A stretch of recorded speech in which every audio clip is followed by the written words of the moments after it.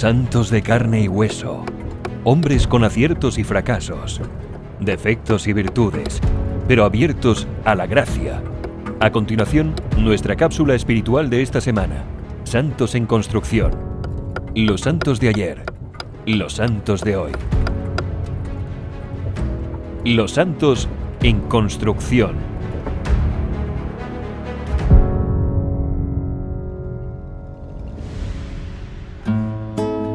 Bienvenidos a Santos en Construcción, un espacio dedicado a la santidad, dedicado a los grandes héroes, a esos santos de ayer y a los santos en construcción que serán con ayuda de Dios los santos del mañana. Y antes de iniciar nuestra reflexión del santo de la semana, quisimos salir a las calles con las precauciones debidas y preguntar a varias personas qué es para ellos el amor, ya que vamos en este episodio de hoy también a reflexionar sobre ese gran atributo de Dios y también mandamiento. El amor es Dios. Dios nos dijo Jesús nos dijo que no hay amor más grande que el que da la vida por sus amigos. Y Dios nos ama, ¿por qué? Porque nos crea, nos amó primero, antes que nosotros amarlo a Él. Entonces, Él nos enseña cómo amar. Está en nosotros amarlo, buscarlo, conocerlo, para poder servirle y amarlo. El amor es como una fuerza espiritual que está en todo, porque como Dios se murió para nosotros en la cruz, y el amor también es Dios, y como Dios creó toda su creación con amor. Es el amor que estuvo presente en la vida de estos grandes héroes, los santos. Y hoy vamos a hablar de un superhéroe del amor, vamos a hablar de un santo que decidió ver a todos los seres humanos sin distinción alguna, de la misma forma como Dios nos ve a ti y a mí, de la misma forma como nos trata a todos. Se trata de San Pedro Claver, un jesuita misionero conocido por su amor heroico y su sacrificio en favor de los esclavos africanos, quien por más de 40 años trabajó incansablemente en la ciudad de Cartagena, Colombia, defendiendo, protegiendo y cuidando a los esclavos que llegaban en ese entonces a la zona. Su fiesta la celebramos cada 9 de septiembre y él es considerado el apóstol de Cartagena, el apóstol de los esclavos y santo patrono de la justicia interracial. Pedro Claver Corbero nació en Verdú, Cataluña, el 25 de junio de 1581. Fue bautizado con el nombre de Juan Pedro.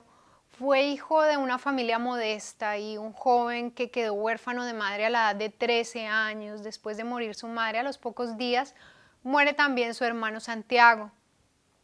Él hizo el noviciado en Tarragona, los estudios filosóficos en Palma de Mallorca, donde conoció a un gran amigo al que quería mucho, que era el portero del convento de los jesuitas, Alfonso Rodríguez, quien también llegó a ser santo como él. Y le tenía tanta confianza y cariño y él le preguntaba, lo cuestionaba constantemente diciéndole: ¿cómo puedo amar de verdad al Señor? ¿Qué debo hacer para agradarle? Enséñamelo. Él me da un gran deseo de ser todo suyo, pero no sé qué hacer. Alfonso Rodríguez, después de orar por el joven, lo animó a partir para evangelizar en América. Y sin haber terminado sus estudios en teología, fue destinado entonces a la misión de Nueva Granada, antiguo nombre de Colombia. Se estableció primero en la ciudad de Santa Fe de Bogotá y después en Tunja para poder culminar así sus estudios de teología. Y finalmente llega a la ciudad de Cartagena en 1610. En esa ciudad fue donde fue ordenado sacerdote. La ciudad de Cartagena en ese tiempo, por su ubicación estratégica, era el mayor centro de comercio de esclavos provenientes de África, los cuales eran capturados y traídos encadenados en barcos en contra de su voluntad. Pocos esclavos sobrevivían el largo y penoso viaje, ya que eran tratados muy duramente y privados de suficiente comida, agua y cuidados médicos. Pero al ser un negocio lucrativo eran muchos vendidos para trabajos forzosos en la agricultura, la minería y la construcción. La Iglesia Católica, a través del Papa de la época, censuraba abiertamente este macabro tráfico humano. Y a pesar de que el joven sacerdote no podía cambiar el sistema, él, a través de su fe en Dios y del amor, no se limitó entonces solo a quejarse de las injusticias o a lamentarse de la época en que vivía, sino que puso ese amor de Dios en movimiento, se dejó usar por el Señor para ser un instrumento de su misericordia. Cada mes, cuando se anunciaba la llegada de un barco cargado con esclavos, el padre Claver acudía a visitarlos, a atenderlos, llevándoles comida, agua, curarlos, a catequizarlos, a bautizarlos, a atender espiritualmente a aquellos que no sobrevivían por el maltrato. También los defendía de sus opresores. Los esclavos se encontraban en condiciones inhumanas, aglomerados en la parte inferior de los barcos. Llegaban enfermos, heridos por la brutalidad del trato, y pues con mucho miedo porque no sabían qué les esperaba. Pedro Claver mendigaba en las casas y conseguía ayuda para poder suplir las necesidades de los esclavos. Los esclavos hablaban diferentes dialectos y a veces era difícil para el sacerdote comunicarse con ellos. Para hacer frente a esa dificultad, el padre Claver organizó un grupo de intérpretes de varias nacionalidades y los instruyó haciéndolos catequistas. El 3 de abril de 1622 hizo Pedro Claver su profesión. Al pie de la fórmula de sus votos consignó en su puño y letra su propósito: Pedro Claver, esclavo de los esclavos para siempre. Y pues esa era su vocación, su llamado, lo que él quería hacer y lo que siempre fue.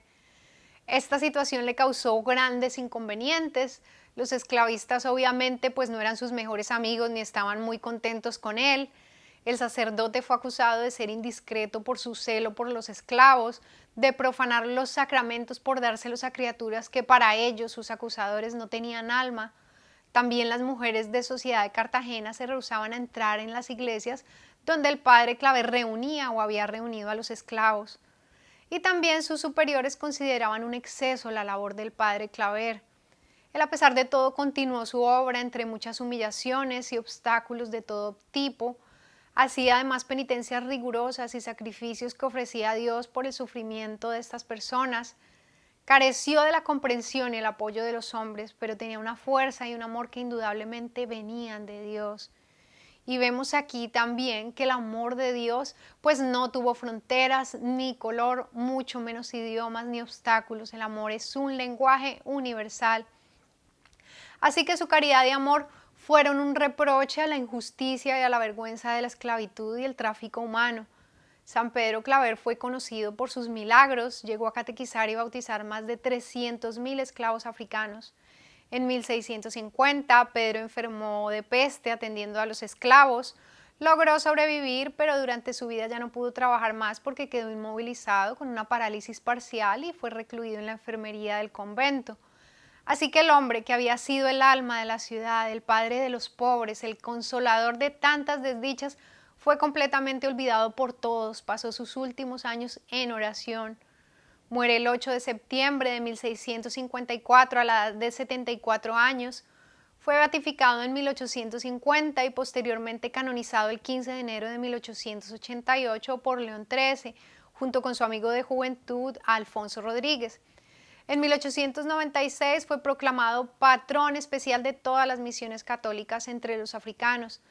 También el Papa Juan Pablo II rezó ante los restos mortales de San Pedro Claver en la iglesia de los jesuitas en Cartagena en 1986. Y pues con esta hermosa historia ahora me despido, pero antes vamos a orar. Pidámosle a Dios que nos conceda la gracia de tener, al igual que este gran santo, un corazón lleno de afecto por los demás, sin distinción de razas ni posiciones sociales. Que podamos, al igual que Él, reconocer en nuestros hermanos la dignidad de hijos de Dios. Pidamos al Señor que nos conceda practicar la caridad para que nosotros también seamos testigos ante el mundo del amor de Dios. Amén.